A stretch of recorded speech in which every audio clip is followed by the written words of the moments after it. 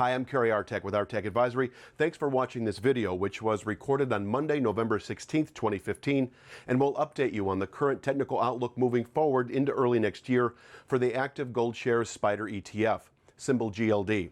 Before I dive into it, a reminder that I cover the GLD in every issue of the monthly ETF Snapshot and the Comex Gold Futures contract in every issue of the monthly Futures Wrap, both of which are delivered on the first trading day of the month.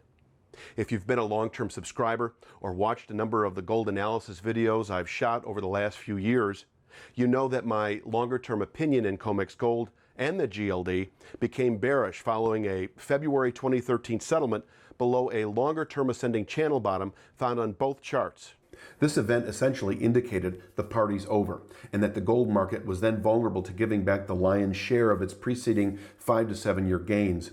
In a July 2015 video, I once again illustrated my long-term downside target for Comex Gold. I'm using Comex Gold because it has decades of historic data and perspective to draw from in determining long-term support, whereas the GLD has only existed since 2004.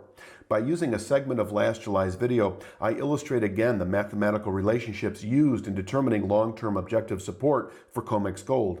The 875 even 1980 high forms the basis, using it and the 1999 low along with the 2011 high to find a convergence of Fibonacci relationships based on the 35-year price extremes. This is a static support region on the Comex Gold chart that will remain indefinitely at 875 even to 913.5.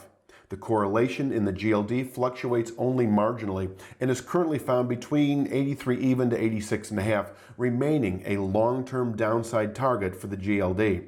If you want to study the formulas, merely pause the video, for I'm moving on to a nearer-term technical snapshot in the GLD, providing levels good into February of next year. This is a segment of a November 2015 monthly ETF snapshot, the page 9 portion that covers the GLD every month. In it, you'll see two convergent descending channel bottoms in November at 96.41 to 98.31 that, if tested, can contain quarterly selling pressures, potentially eliciting what has become a fairly typical 3 to 5 month counter-trend rally. This support region drops to 95.78 to 97.04 in December, to 95.15 to 76 in January, and to 94.48 to 52 in February.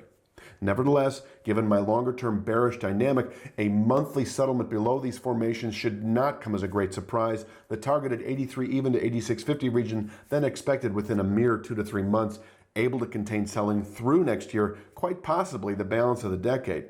Nearer-term upside resistance is found at 113.93, able to contain monthly buying pressures when tested, with a monthly, that is November settlement above 113.93, then reversing momentum into later first quarter of 2016. The 126.02 to 130.84 region then considered a 3 to 5 month target, narrowing ever so gradually on a monthly basis and able to contain strength through 2016, below which I continue to maintain a 12 to 18 month 83 even to 86 half objective, illustrated earlier in this video. You can be notified of all my trend identifying market signals over the coming months by subscribing to my monthly ETF snapshot, only $19.99 a month. Stay tuned over the coming weeks and months for more market analysis videos.